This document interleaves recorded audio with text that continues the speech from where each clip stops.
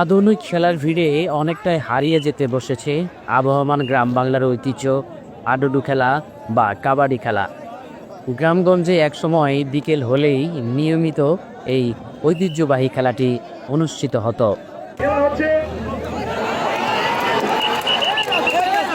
বর্তমান প্রজন্ম এই খেলাটির সাথে খুব একটা পরিচিত নয়, তাই তো খেলাটির ঐতিহ্য ধরে রাখতে জামালপুর মাদারগঞ্জ পৌর বাসস্ট্যান্ডে হাফিজুর রহমান সমর্থক গোষ্ঠী আয়োজন করলো আরাফাত রহমান কোকো স্মৃতি হাডুডু টুর্নামেন্ট খেলা 2025।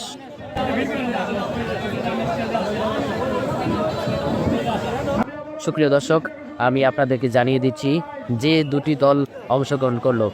KN-পুর হাডুডু একাদশ বনাম শুভগাছা হাডুডু একাদশ।